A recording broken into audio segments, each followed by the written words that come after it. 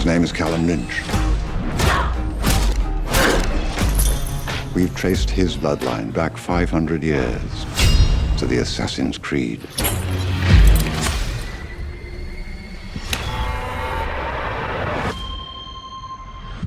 The film is so highly anticipated. Fans are really crying out to see it. Are you nervous? Are you excited to share it with them?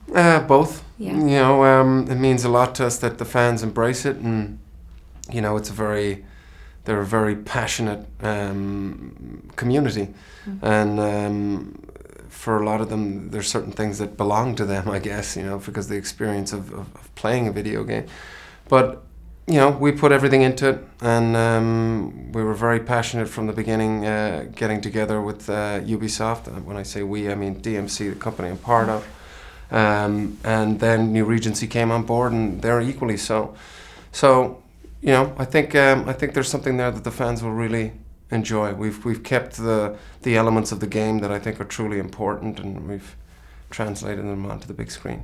And it's easy teaming back up with Justin and Marion again. Is there a comfort level there when you've worked with someone before? Absolutely. There's trust that's been built up. You know, we definitely built that up on Macbeth, that we all relied on each other, and we trusted one another. Also, Adam Arcapo, who also, you know, is the director of photography, he came as well with Justin. The two of them have got a great relationship, so I knew it was going to be visually stunning.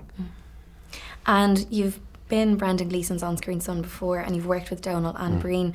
Have they taken you into the family yet? What's the story? You know, I'm doing my best to be accepted. You know, I just love the Gleasons. They're fantastic, obviously, very talented family, and just thrilled to have any of them on board. But it was a real treat to work with Brendan again. I didn't have any direct scenes with Brian, but Brendan and I got on great on Trespass.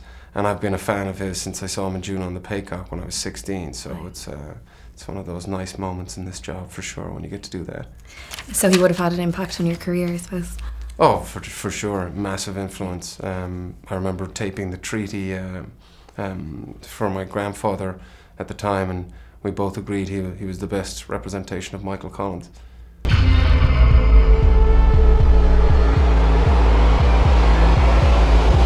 All of the stunts, they're incredible, the action as well. When it comes to the free fall, going to your stunt double, do you mind not doing it, or are you happy to kind of let a few things go? You know, it's always, you always feel, oh, you know, pity I couldn't do that 120-foot swan dive into nothing. You know, absolutely, there's some elements where you're like, wish I could have done a bit of that. But in terms of that leap of faith, the 120-foot, I wouldn't have the nerve to do that, and I'd seriously hurt myself because at 70 foot, you know, because Damien Walters didn't just turn up and do 120 foot, he's got to start at 50, 70, 90, you know, 100, 110, 120, and on the 70 foot jump he landed a little sort of head heavy into the bag, just, you know, about that much, but he said it was like getting, you know, smacked in the back of the head with a cricket bat or a baseball bat. So if you get it wrong, I mean, it's really bad news.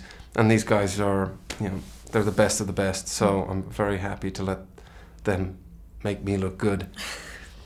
And you've been with the project since the very beginning. Then you came on board as a producer as well. What was it about it that really spoke to you that it became such a passion project for you? The first thing that struck me was the concept of genetic memory. I thought it's so plausible, this concept that within our DNA we have the experience and knowledge of our ancestors, which has been passed down through the generations.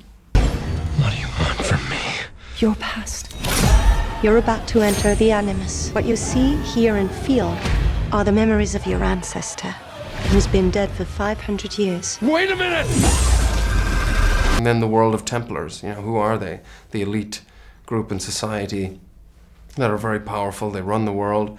They believe in science and order. And the ideology that opposes them is this brotherhood, the creed, assassins that believe that free will needs to be protected at all costs. And in fact, the first two assassins were Adam and Eve, and they chose to pluck the apple in the Garden of Eden. I was like, that's cool. Everybody knows about the Garden of Eden, and you can make that little slant. That's a fun thing to do.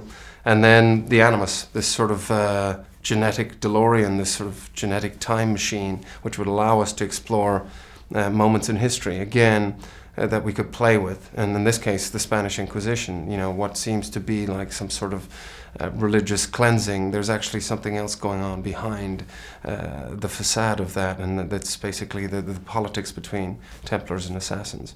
Okay, well, thank you so much for your time today. Thanks. Cheers. Bye. I'm beginning to like this.